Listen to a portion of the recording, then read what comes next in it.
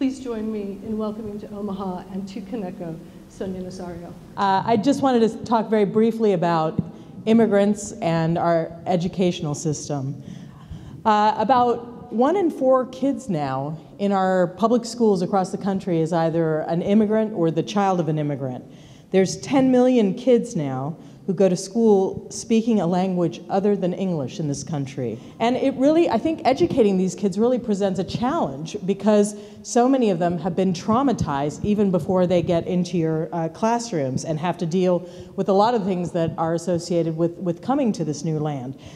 They have to learn a new language. They have to learn a new culture. They have to learn new values. Some of the values we have are different. The emphasis is different than in Latin America. But the DREAM Act would seek to allow these kids some pathway to citizenship if they either go into the military for a period of time or they go on to college for a period of time. And that's if they've been in the country. I think it's for 5 years you have to have been in the country and are willing to spend a certain amount of time in either of those two institutions.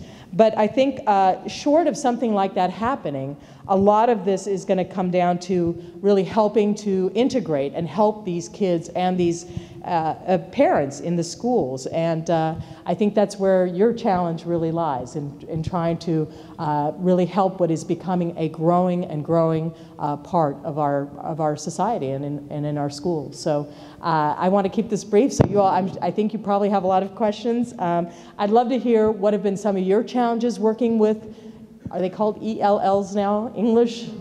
ELLs. And I'm so glad that so many of our ELL teachers are here today to hear your presentation. And you probably know that they all had a copy of your book this summer to read, as a way of connecting to the life experiences of our students.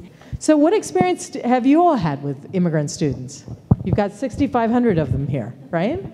What I find is what was talked about earlier is that the difficulty between the parent and the child, and we're finding that our children, some of our children, are not succeeding. Our Latino kids are not succeeding. And are there a lot of psychologists in your schools, or like most schools, have those been almost totally cut out? No, we have a psychologist that we work with. Okay. Yeah, that's a part of the And could that psychologist do like art programs between the kids and the parents to work through some of these issues in some kind of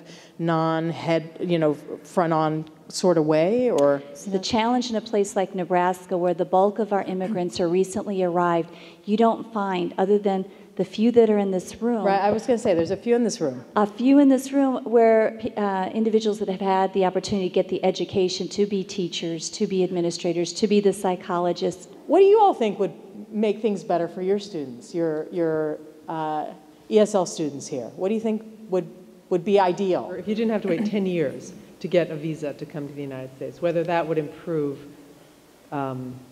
your limits, decrease. I mean, we do let in a lot of people. 1 million each year are let in or become permanent residents each year. It's actually, I mean, contrary to what some people believe, it's a fairly generous, it's the most generous government on earth in terms of allowing people in legally. But you're saying, in terms of the mix of who's allowed to come in, let more Mexicans in that are currently allowed to come in. Thank you very, very much for your energy, for your book, which does so much to humanize this issue, and for all that you have done in your work. And great luck with your next book. And thank you very much for spending so much time and sharing so much with us. Thank you.